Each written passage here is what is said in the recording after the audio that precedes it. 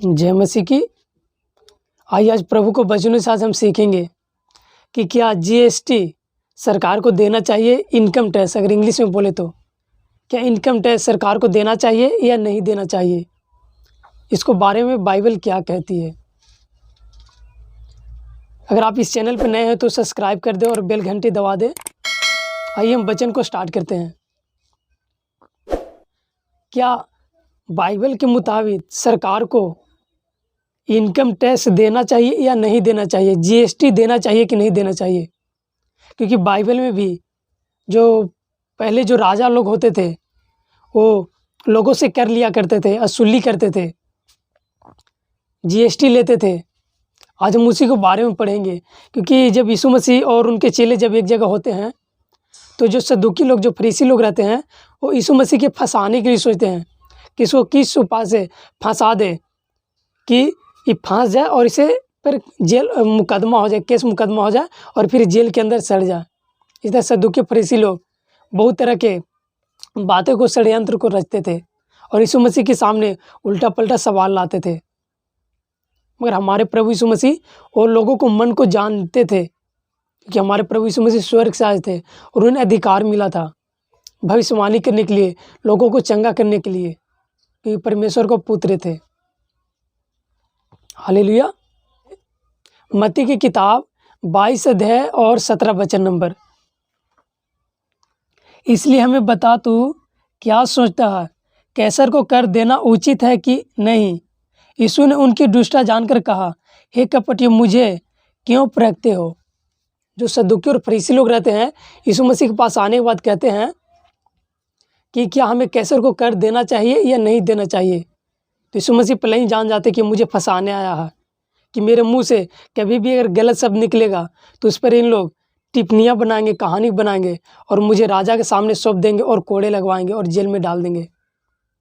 यीशु मसीह मन को, बातों को लोग सोच लेते हैं और जब जानते हैं यीशु मसीह तो लोग वो बोलते हैं, हे कपटी, तुम मुझे क्यों परखना चाहते हो? क्या जो परमेश्वर का जो है परमेश्वर को नहीं देना चाहिए? क्या जो सरकार को सरकार को नहीं देना चाहिए? देना चाहिए। हम इसी को 19 और 20 पढ़ते हैं। कर का सिक्का मुझे दिखाओ। तभी उसके पास एक दीनार ले आए। उसने उनसे पूछा, यह छाप और नाम किसका है? यीशु मसीह बोले कि एक दीनार मेरे पास ले आन, एक सिक्का मेरे पास ले आन। जब सदूकी फरीसी लोग जब यीशु मसीह के पास जब वो सिक्का लाए और दीनार लाए तो यीशु मसीह बोले, ये किसका छाप है? तो उन लोग बोलते हैं, ये तो राजा के छाप है। तो जो राजा के छाप है वो राजा को देना चाहिए, जो परमेश्वर को परमेश्वर को देना चाहिए। यानी जो आप कमाते हैं, जो आपका जो इनकम टैक्स होता है, जो इनकम टैक्स जो जीएसटी होता है, अगर जीएसटी होता है तो जीएसटी जितना परसेंट सरकार को दीजिए, जितना आपको आप उतना रखिए, क्योंकि बाइबल साफ साफ कहती है। आप मन में संकोच मत करें। अगर आप बिजनेस करते हैं, अगर काफ़ी ज़्यादा पैसा इनकम करते हैं तो जो जीएसटी होता है, आप कोई प्रोडक्ट बनाते हैं, उस प्रोडक्ट का जो जीएसटी होता है 18%, 20% से, जिस भी तरह से वो प्रोडक्ट के हिसाब से वो डिफरेंट करता है। तो जिस हिसाब से आप प्रोडक्ट बनाते हैं और लोगों के सामने शेयर करते हैं, उस हिसाब से सरकार को जीएसटी देना ज़रूरी है। अगर नहीं देंगे, इस परमेश्वर के विरोध में जाएंगे और सरकार के विरोध में जाएंगे। इसीलिए ऐसा मन में मत सोचे। और कोई भी अगर आपको सवाल होता है तो बाइबल पढ़ें, प्रार्थना करें, प्रभु आपको अगुवाई करेंगे। अगर अगुवाई नहीं कर पा रहे हैं तो आप प्रभु के दासों के पास जाएं और सही से परमेश्वर आपको अगुवाई करके बतावेंगे। क्योंकि आप सदूकी और फरीसी मत बने कि जो प्रभु के लोग हैं, जो प्रभु के दास हैं, उनको से छल कपट करें। अगर ऐसा करेंगे तो आप गलत हो जाएंगे। क्योंकि बाइबल में लिखा हुआ है, जो सरकार के है वो सरकार को देना चाहिए, जो अपना है जो अपना रखिए, जो परमेश्वर को परमेश्वर को दीजिए। इसीलिए अगर इसी को अगर 21 और 22 पढ़ते वचन तो इस तरह से लिखा हुआ है, उन्होंने उससे कहा, कैसर का। तब उसने उनसे कहा, जो कैसर का है वह कैसर को, और जो परमेश्वर का है वह परमेश्वर को दो। यह सुनकर उन्होंने अचंभा किया और उसे छोड़कर चले गए। हालेलुया।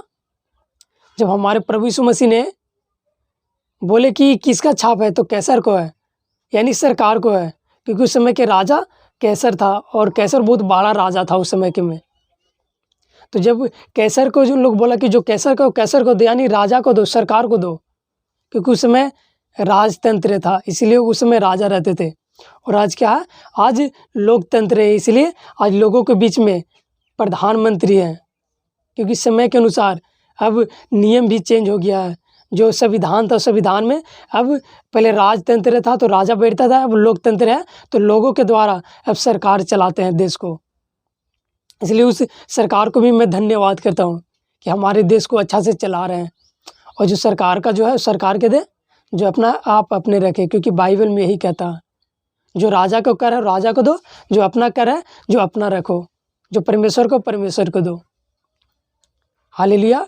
अगर और किसी भी तरह से मन में आपको सवाल उठता है, आप इस कमेंट में लिखें और वो कोशिश करेंगे कि बाइबल से हम आपको आंसर दें। हालेलुया। प्रभु आपको आशीष करे। आइए छोटी सी प्रार्थना करते हैं। धन्यवाद पवित्र पिता, धन्यवाद सेनाओं का हेवा। हालेलुया। स्तुति प्रभु जी, स्तुति प्रभु। आपने हम सभी से बातें किया प्रभु, जो सरकार के प्रभु, सरकार को कर्ज देना है प्रभु, और जो परमेश्वर जो आपकी है प्रभु, आपकी दशमांश देना प्रभु, लोगों को मदद करना प्रभु। हमें भी अगुवाई करो, बुद्धि दे प्रभु जी, कि आपकी महिमा को आगे बढ़ाने पाए प्रभु। जो विश्वासी भाई बहन सुने प्रभु, उन्हें भी मन में डाल प्रभु, कि वो भी आपकी राज को बढ़ाने पाए प्रभु। और जो सरकार के प्रभु, सरकार को कर्ज दे प्रभु, जीएसटी दे प्रभु, जो आपके दे प्रभु। धन्यवाद। हालेलुया। अपनी प्रार्थना विनती सुना प्रभु, धन्यवाद। सारा धर्म हिम्मत जलाल आपका मिले प्रभु, यीशु के नाम से प्रार्थना मांगते हो प्रभु जी, आमीन। जय मसीह की। God bless you.